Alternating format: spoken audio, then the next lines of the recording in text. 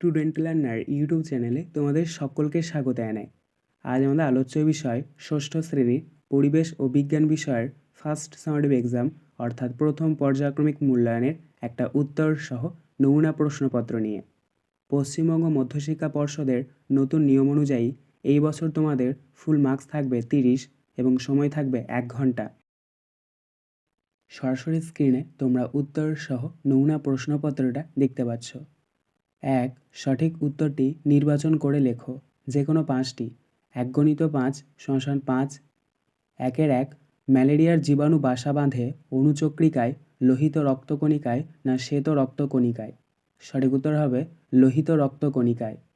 2 পিঁপড়ের মিথজীবী জীব হলো শালিক, গরু, জাপ পোকা না ক্লাউন মাছ? সঠিক উত্তর হবে জাপ পোকা। 3 কুইনাইন পাওয়া যায় সিনকোনা গাছের ছাল থেকে, সিনকোনা গাছের মূল থেকে না সর্পগন্ধা গাছের মূল থেকে? সঠিক উত্তর হবে সিনকোনা গাছের ছাল থেকে। 4 একটি অপর্যাবৃত্ত ঘটনা হলো জোয়ার ভাটা, সুনামি, সিলিং ফ্যানের ব্লেড ঘোরা না লিপিয়ার? সঠিক উত্তর হবে সুনামি। 5 ভৌত পরিবর্তনটি হলো লোহায় মরচে পড়া, জল থেকে বাষ্প হওয়া, কাঠ পুড়ে ছাই হওয়া না চাল থেকে ভাত তৈরি করা? সঠিক উত্তর হবে জল থেকে বাষ্প হওয়া। 6 আমাদের হাড়, দাঁত মজবুত করতে সাহায্য করে যে ভিটামিন তা হলো vitamin C, vitamin B, vitamin D না ভিটামিন কে? সঠিক উত্তর হবে ভিটামিন ডি। 2 নিচের প্রশ্নগুলির উত্তর দাও। 1 × 10 = 10। 2-1 রজন কী কাজে ব্যবহৃত হয়? উত্তর আঠা তৈরিতে। 2-2 একটি ঘটনার উল্লেখ করো যেখানে ভৌত ও রাসায়নিক পরিবর্তন একসঙ্গে ঘটে? উত্তর মোমবাতির জ্বলন। 2-3 ফিতাকৃমি কোথায় বাসা বাঁধে? উত্তর মানুষের অন্ত্রে।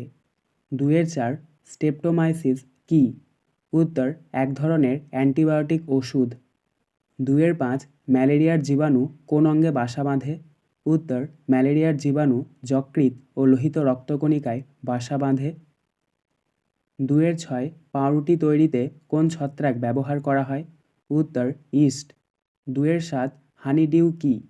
উত্তর জাপ পোকা গাছের শর্করা সমৃদ্ধ রস শোষণ করে শর্করা সমৃদ্ধ বর্জ্য ত্যাগ করে, এই বর্জ্যের নাম হানিডিউ। 2-8 একটি নিষ্ক্রিয় মৌলের উদাহরণ দাও? উত্তর নিয়ন বা আর্গন। 2-9 জলের চেয়ে হালকা ধাতু কোনটি? উত্তর সোডিয়াম। 2-10 একটি উজ্জ্বল ও চকচকে অধাতুর নাম লেখো? উত্তর হীরক। 2-11 সবচেয়ে হালকা নিষ্ক্রিয় মৌল কোনটি? উত্তর হিলিয়াম। 2-12 পর্যাবৃত্ত ঘটনা কাকে বলে?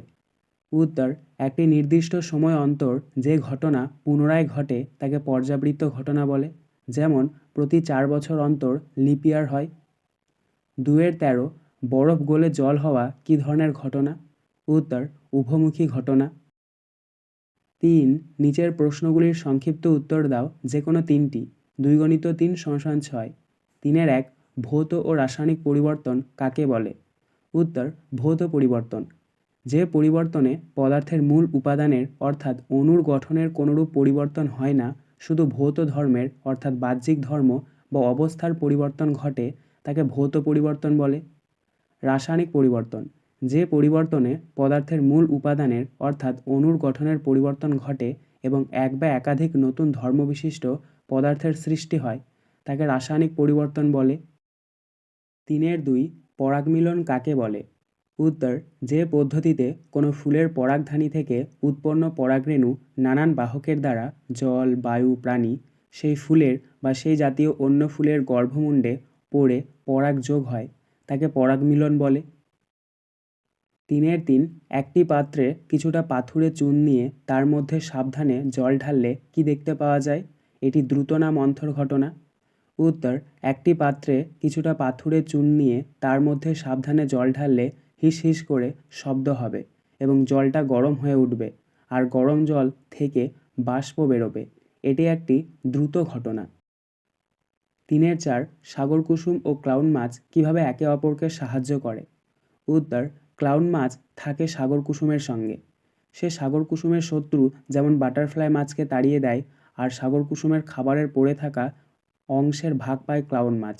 আবার অনেক সময় ক্লাউন মাছকে তাড়া করে আসা প্রাণীরা সাগর কুসুমের শিকার হয়। 3-5 উভমুখী ঘটনার দুটি বৈশিষ্ট্য লেখো। উত্তর, উভমুখী ঘটনার দুটি বৈশিষ্ট্য হলো 1 নাম্বার, উভমুখী ঘটনা সাধারণত ধীর গতিতে ঘটে।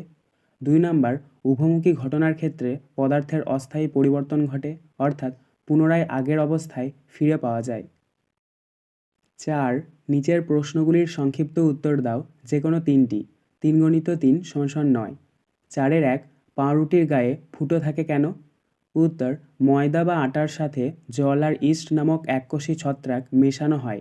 ময়দা বা আটায় থাকা শর্করাকে ইস্ট ভেঙে ফেলে আর তৈরি করে কার্বন ডাই অক্সাইড আর অ্যালকোহল। ময়দা বা আটা মিশ্রণকে ফুলে ফেঁপে উঠতে সাহায্য করে এই কার্বন ডাই অক্সাইড।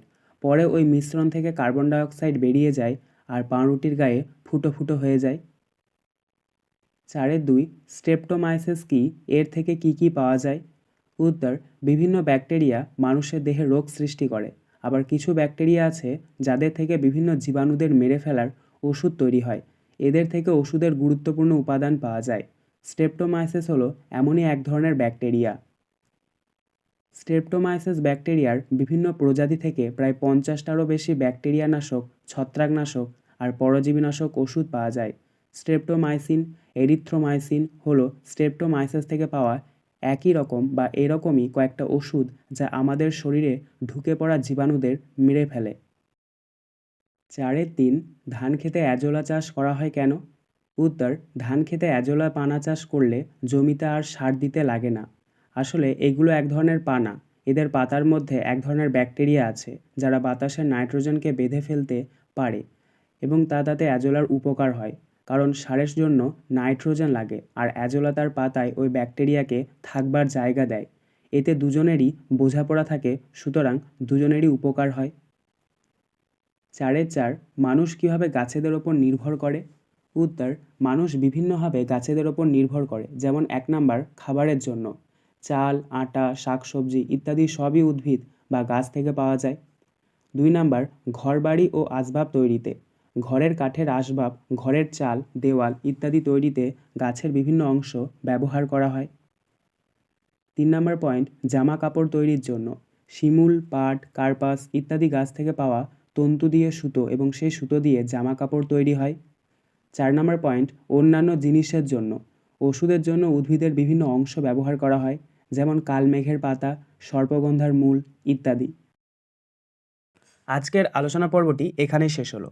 আশা করি ভিডিওটি তোমাদের ভালো লেগেছে। যদি ভালো লাগে একটা করে লাইক করে দিও। সবশেষে তোমাদের কাছে একটাই অনুরোধ, যারা এখনও পর্যন্ত আমাদের চ্যানেলটিকে সাবস্ক্রাইব করে উঠতে পারোনি তারা চ্যানেলটিকে সাবস্ক্রাইব করে পাশে থাকা নোটিফিকেশন বেলকে অল প্রেস করে নিও এই ধরনের নতুন নতুন ভিডিও পাওয়ার জন্য। ধন্যবাদ।